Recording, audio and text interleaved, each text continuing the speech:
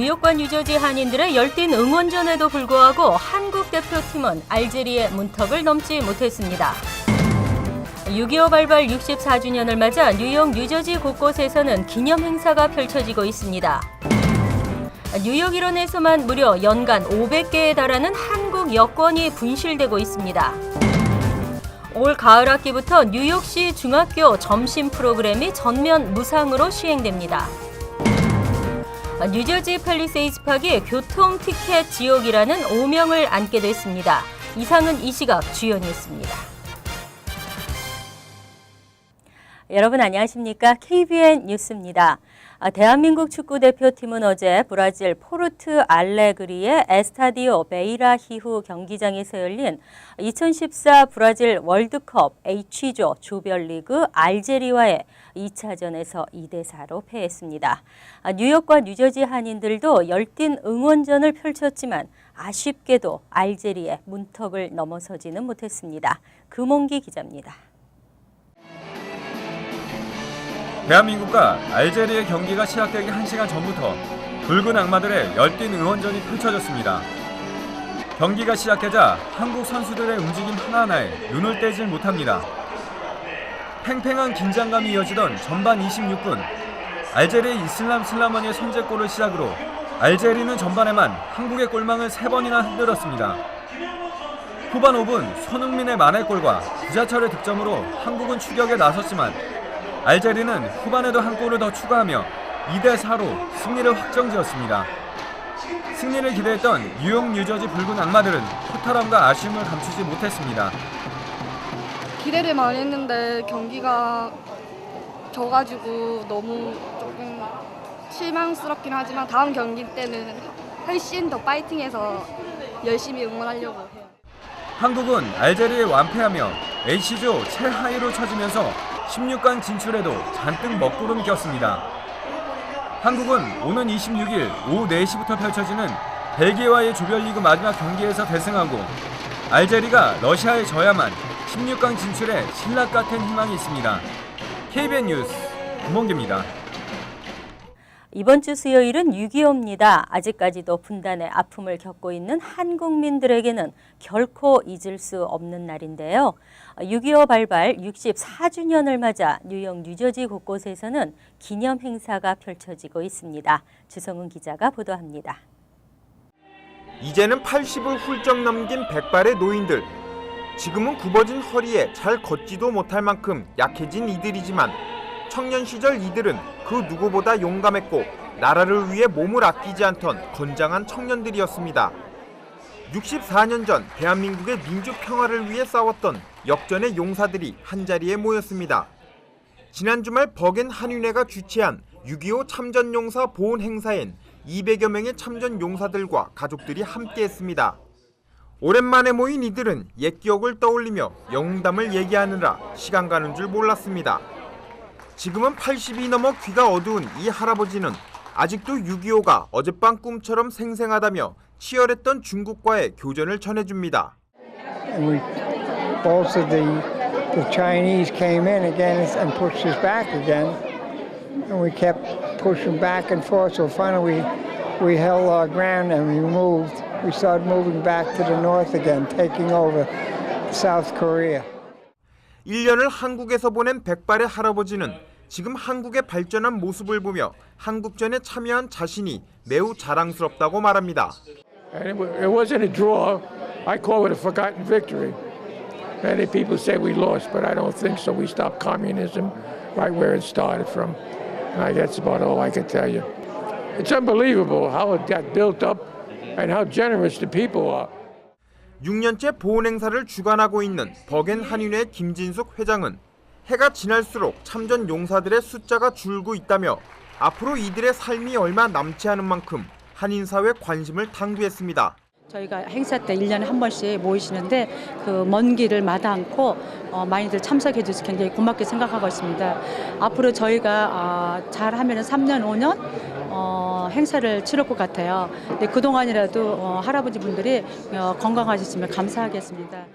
이날 행사에는 김영길 부총영사와 조한 보스 버겐 카운티 프리홀더 등 지역 정치인 10여 명이 함께 참전 용사들에게 고마움의 인사와 감사장을 전달했으며 한국 전통 무용단의 북연주 등 다채로운 공연도 펼쳐졌습니다. KBN 뉴스 주성훈입니다. 뉴욕 일원에서만 무려 연간 500개에 달하는 한국 여권이 분실 또는 도난당하고 있습니다. 이러한 여권들은 무려 $1,000에서 $5,000에 거래가 되는데요. 미국 비자가 찍힌 한국 여권이 신분도용 범죄에 악용되는 사례가 급증하고 있어 대책이 시급합니다. 뉴욕 총영사관이 지난 20일 공개한 한국 여권 분실 접수 현황에 따르면 지난 2009년부터 2013년까지 5년간 한국 여권 분실 건수는 2,529건으로 집계됐습니다. 연도별로 보면 2009년 548건, 2010년 542건, 2011년 536건, 그리고 2012년과 2013년 각각 442건과 461건 등이었습니다. 매년 약 500개의 여권이 분실 또는 도난당하고 있는 셈입니다. 하지만 이러한 통계도 여권 분실자가 여권 재발급이나 여행증명서 발급을 위해 자발적으로 신고한 경우에 국한된 것이어서 실제 분실 건수는 훨씬 많을 것으로 추산되고 있습니다. 이처럼 한국 여권 분실 사례가 빈발하고 있는 것은 소지자들의 단순 분실 외에도 한국 여권을 노리는 여권 매매 브로커나 절도범들의 소행으로 분석됩니다. 한국 여권은 다른 아시아 국가 여권보다 미국 비자 취득이 용이하고 비자 면제 프로그램을 이용해 캐나다와 유럽 국가 등으로 입국할 수 있기 때문이란 게 정부 당국자의 설명입니다. 실제 지난 2010년 뉴저지에서 검거된 위조 여권 전문 일당들을 체포하는 과정에서 한국 여권이 대량 발견되기도 했습니다. 블룸버그 전 뉴욕시장이 뉴요커들의 건강을 챙겼다면 드블라지오 시장은 뉴욕 시민들의 실생활을 돕고 지원하는 정책을 펼치고 있습니다. 올 가을 학기부터 뉴욕시 중학교 점심 프로그램이 전면 무상으로 시행됩니다. 일단 시범으로 중학교에서 시행한 후 점차 프리스쿨에서 고등학교까지 확대할 계획입니다.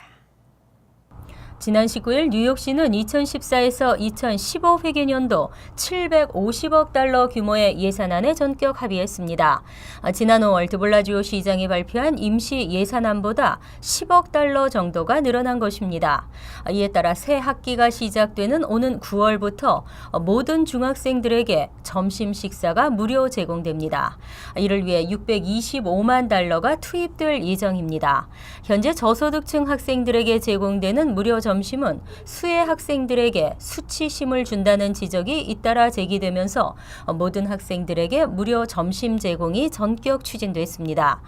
당초 시의회는 2,400만 달러를 배정해 유아에서 고교까지 전면 무상 프로그램을 요구했으나 드블라지오 시장은 일단 중학교에만 제공하는 것으로 가닥을 잡았습니다.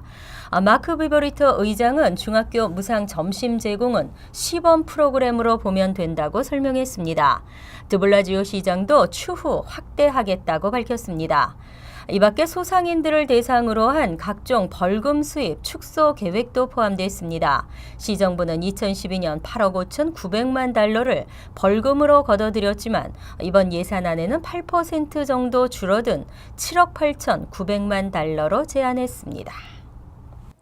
자동차 주행 속도 5마일만 줄여도 보행자 사망 사고를 현저히 낮출 수 있다고 하죠.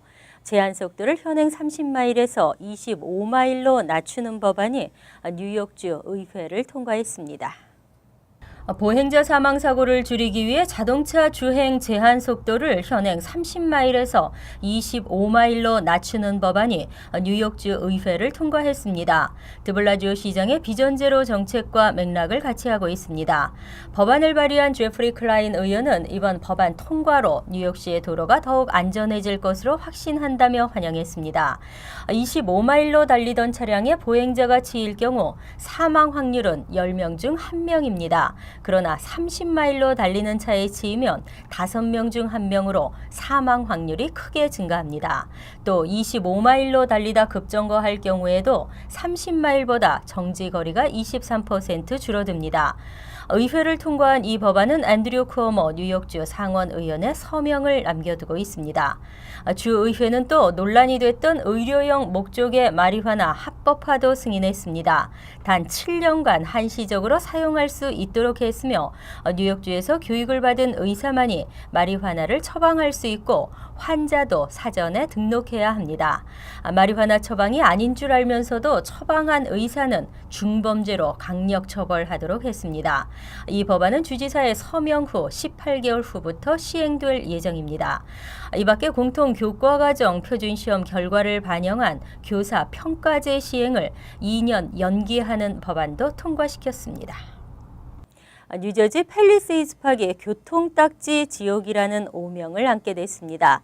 발부되는 교통 범칙금 티켓이 하루 평균 무려 90건에 달하는 것으로 나타났는데요. 인근 타운에 비해 현저히 높은 티켓 발부율을 보였습니다.